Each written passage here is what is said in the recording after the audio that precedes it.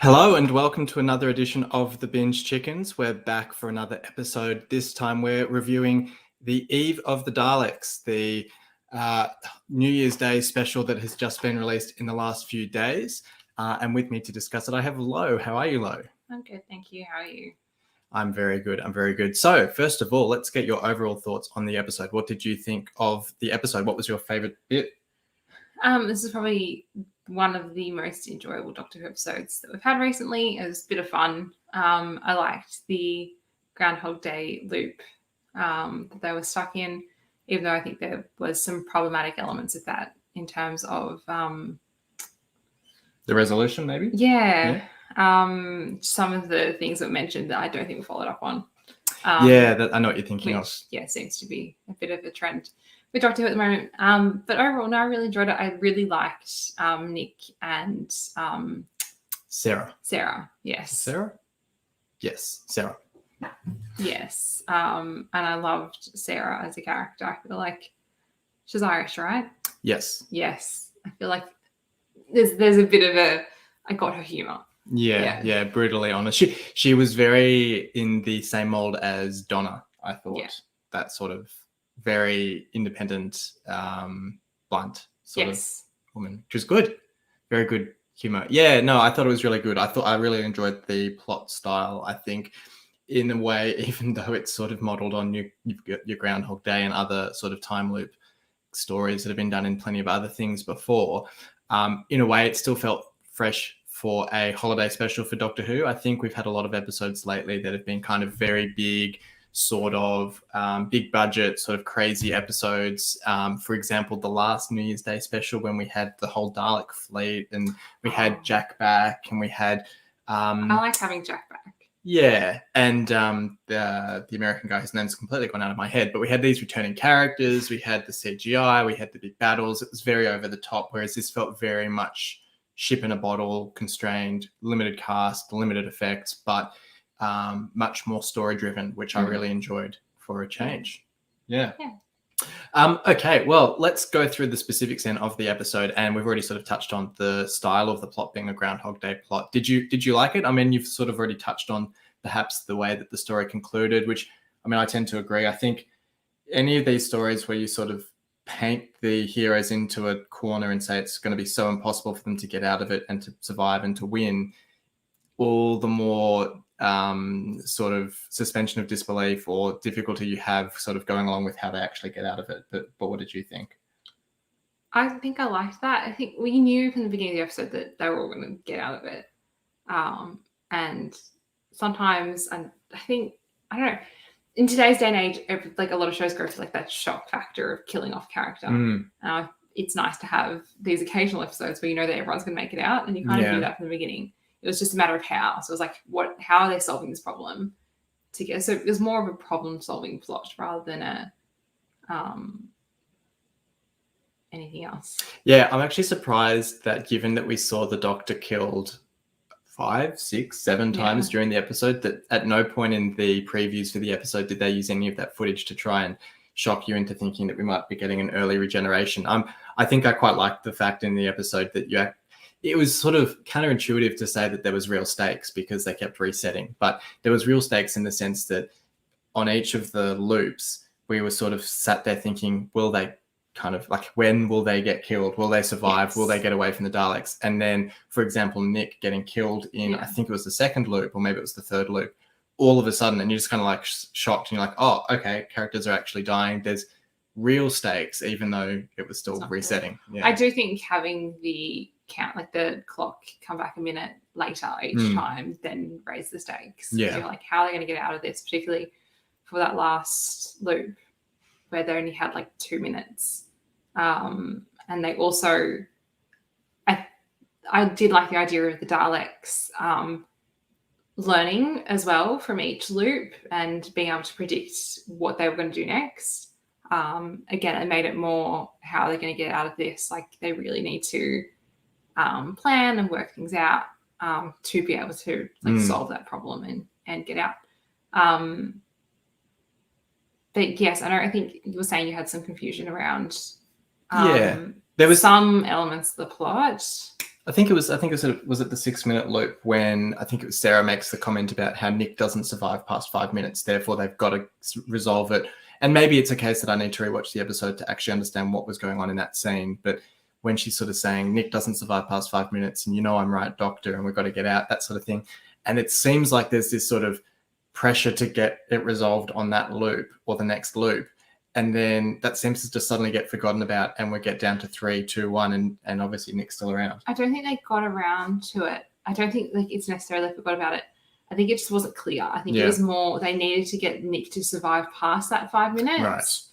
Right. And that's why Sarah was like, no, I need to go get Nick. I'm not going to be part of this plan. I need to go get him, because if I do not get him, that's it. He's done. Yeah, okay. Because he won't be the next time there is 5 minutes, and he's already dead because those events have already happened. I don't know. It was a bit confusing. I get what you mean. Like I said, there's more questions about it around it. So talking about Sarah and Nick, if we're talking about the plot strands through the episode, we had a few different romance plots sort of threaded through it. We had Nick and Sarah that was sort of evident from probably the first few moments of the episode. And then we also had the Doctor and Yaz, which sort of surfaced later in the episode. We'll start with Nick and Sarah. What did you think of their sort of characters and how they sort of developed over the course of the episode? I really liked them. I was like, keep them as companions. Yeah, because they're talking about wanting to travel. I was like, companions? I know. I thought that was a really convenient from Sarah to sort of say, oh, yeah, I've always wanted to go traveling with someone. And it's like, well, there is somebody right here who conveniently could take you traveling. So, yes, it would have been fun to see them hop aboard. Yeah.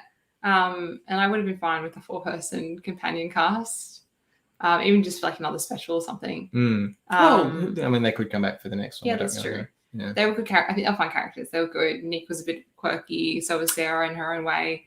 Would you say Nick was quirky or bordering on? I mean, collecting things from his ex-girlfriends does sort of scream serial killer a little bit. No, probably somewhere. But he does have to clarify. Or I think it's Yaz who asks him, they are still alive. Yeah. So there is that very much Yaz and the Doctor. Serial killer vibe. No, Yaz and Sarah both being like, wait. Yeah. Yeah, it is a bit creepy. But as I said, quirky, he was a bit fun, and it was kind of sweet how it kind of came out that he's like, I know you're always here on New Year's Eve because Jeff always bails on you. I want to know who Jeff is. Yes, I found that quite curious throughout the whole episode. We're getting all these references. Is Jeff meant to be like Sarah's ex-boyfriend, maybe, or brother, or I think it's somebody else I think it's an employee. Right. I think it's her employee that she's hired, and he's just never around, and also just not uses following stores all any of the rules of the warehouse. Yeah. Okay, so then the other romance plot that we sort of got surfaced towards the end of the episode, we have Yaz and the Doctor, which has sort of been hinted at through probably the last couple of specials. I think I'm thinking of last year's New Year's Day special when the Doctor appeared after 5 years in prison, and she just pops up. And it's very like the Doctor, like we've seen in previous iterations of the Doctor, where they sort of pop back in after a prolonged absence, not realizing they've been gone that long. And Yaz gets very upset that she's been gone that long. And we get it again in the end of Flux. We'll talk about Flux a little bit in a bit, where she's very upset and she's looking at that hologram of the Doctor's message, things like that. And then finally, Dan's the one that brings up and voices the feelings that she might have for the Doctor. So how did you feel about how that came up? I think in typical Doctor Who style, there's always a companion that's crushing on the Doctor, and the Doctor never realizes it. And I think never realizes it.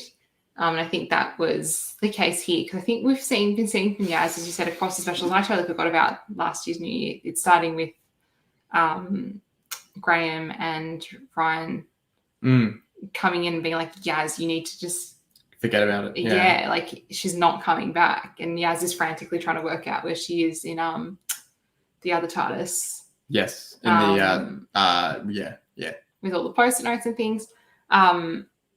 So I think it was more obvious from Yaz's side. Like, I wasn't surprised.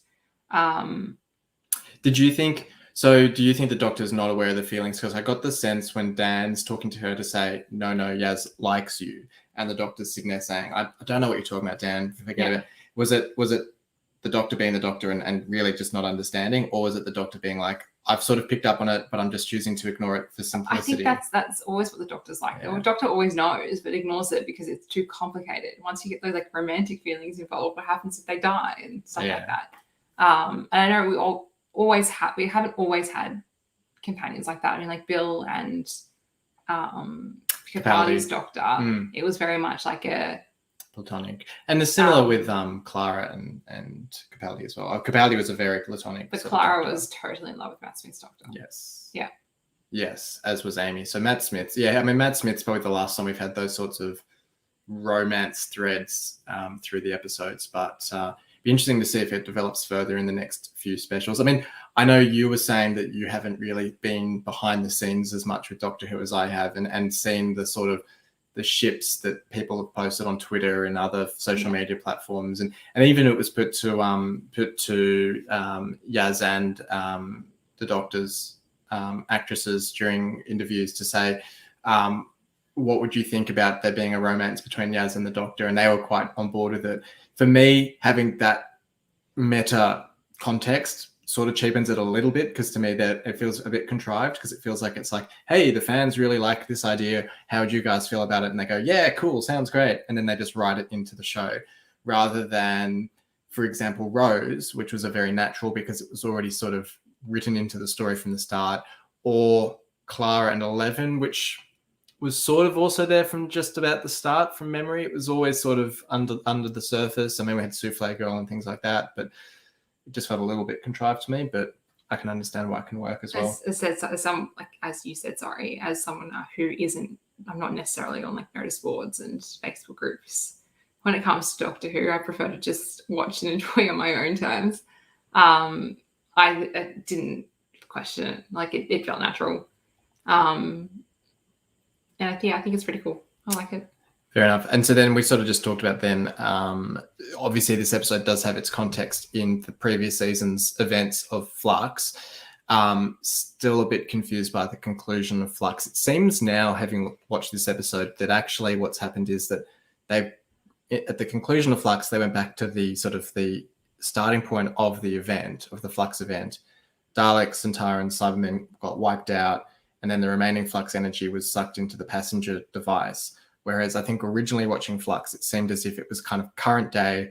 Flux was sort of getting ready for its final big explosion or push or whatever you want to call it, and they stopped that, meaning that most of the universe was still destroyed.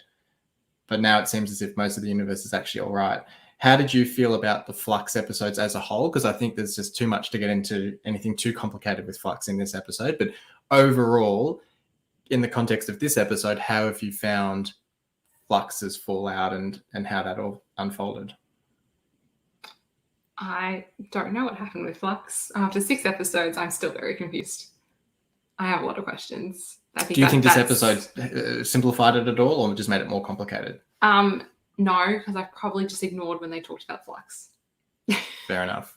Do you think over the next few episodes, I think they're also going to sort of delve into Flux. Do you think there's anything they can do to make it more simple, or do you think it's just a case of rewatch it at some point, maybe understand it a bit better? And I don't know, because like the Daleks did bring up, oh yeah, we need to get revenge from the Doctor for killing us in the Flux. I was like, the Daleks have always wanted revenge for the Doctor from like the Time War and things like that. So I'm like, just adding another element, it made no difference to me. Like it's always going to be the Daleks versus the Doctor. Yeah, that's right. Regardless of Flux or Time Wars or things like that, they're always going to have a beef. Like, so I don't know. I do think I need to probably go back and rewatch Flux. Maybe I need to actually look at some of the notes boards and Facebook posts and see what other people are saying to just get a bit of a better understanding. I said I lost interest as well. And I think binging, like watching it all at once would actually help as well. Yeah, that week by week. But that kind of storyline is like really complex to piece everything together. And speaking of the Daleks, what did you think of the new design, the Executioner Dalek with the Gatling gun? I felt like you're already a very efficient killing machine, firing your laser. I don't necessarily think we need a Gatling gun style one, especially when it didn't seem any more effective. They still seemed quite easily able to evade it when needed. I didn't notice there was a difference. Yeah, it had like the rotating gun that was just firing like multiple beams at once. It just didn't seem... Did they always have that? No, it was always a single beam. Okay.